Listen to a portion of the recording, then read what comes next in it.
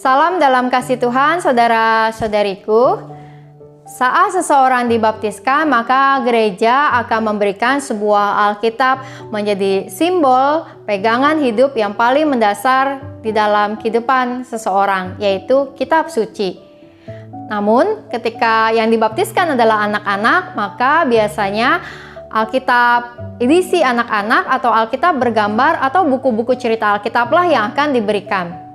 Namun terkadang saya penasaran, berapa banyak orang tua yang kemudian betul-betul membacakan Alkitab edisi anak atau buku-buku cerita anak tersebut kepada anak-anak mereka.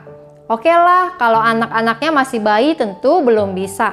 Namun ketika anak-anak sudah mulai belajar mengerti cerita-cerita, berapa banyak ya orang tua yang membacakan cerita-cerita Alkitab atau bahkan Alkitab itu sendiri kepada anak-anak.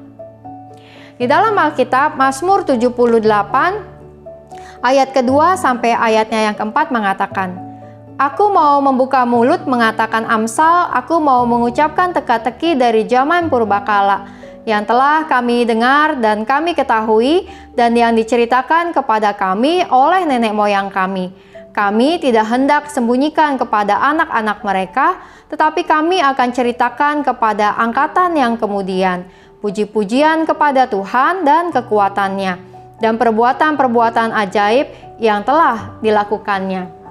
Di sini, pemazmur mengingatkan bahwa betapa pentingnya untuk menceritakan kepada generasi-generasi yang akan datang cerita-cerita tentang Tuhan, sebagaimana kita juga telah memperoleh cerita-cerita itu dari angkatan-angkatan yang lalu.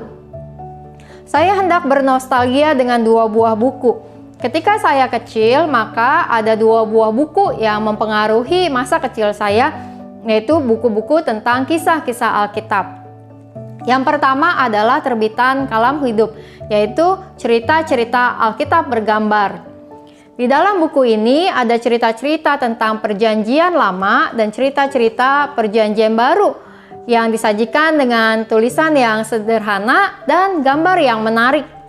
Dan mama saya biasa membacakan buku ini ketika saya kecil sebelum tidur sambil kemudian membahasnya. Lalu ketika saya sudah mulai bisa membaca sendiri, maka kemudian saya belajar untuk membaca buku-bukunya dan mama memiliki sebuah buku yang lain, yaitu buku cerita-cerita Alkitab Perjanjian Lama terbitan BPK Gunung Mulia. Buku ini gambarnya lebih jarang atau lebih sedikit dan tidak berwarna, dengan tulisan yang lebih banyak tetapi dirangkum dengan cara yang menarik, diceritakan dengan cara yang menarik.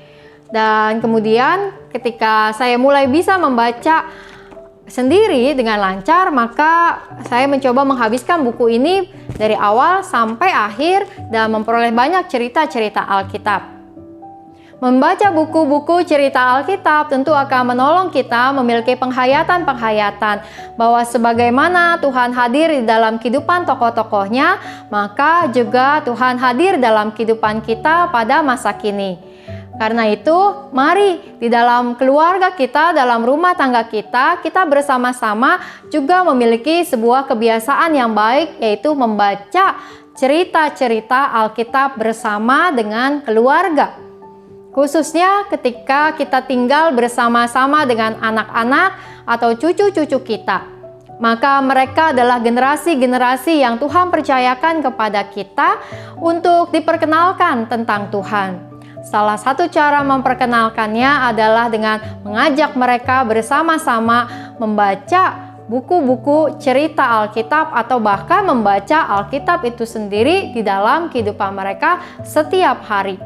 Dengan demikian, semakin banyak kisah-kisah Alkitab yang dapat anak dan cucu kita pahami, mengerti, bahkan kemudian imani di dalam kehidupan mereka. Karena itu, mari kita bersama-sama melakukan kebiasaan dan tradisi membaca cerita Alkitab, membaca buku-buku rohani, sehingga menolong kita memiliki penghayatan dan pertumbuhan spiritualitas yang semakin nyata. Kini, mari kita menaikkan doa-doa syafaat kita. Untuk pokok doa yang pertama, mari kita berdoa untuk setiap penerbit-penerbit buku Kristen yang ada di dunia dan khususnya di Indonesia yang berkontribusi untuk melakukan berbagai terbitan-terbitan buku rohani, dan secara khusus mari kita juga berdoa untuk Lembaga Alkitab Indonesia atau LAI di dalam semua pelayanan-pelayanan yang dilakukan, kiranya dapat semakin menyebarkan kabar baik firman Tuhan kepada banyak orang. Mari kita berdoa.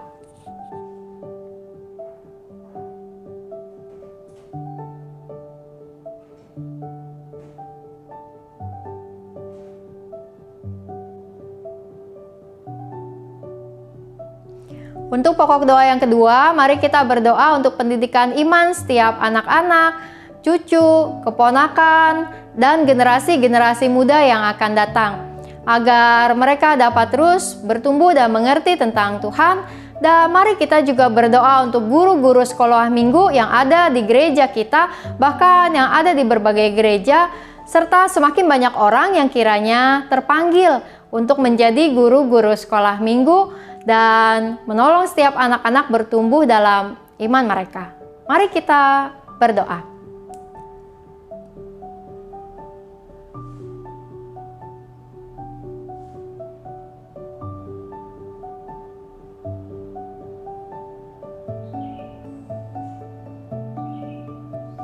Pokok doa yang ketiga, mari kita berdoa untuk penanganan COVID-19 di berbagai tempat, untuk kebijakan pemerintah, kerjasama masyarakat, setiap tim-tim medis, dan vaksin agar kiranya dapat ditemukan oleh para peneliti. Mari kita berdoa.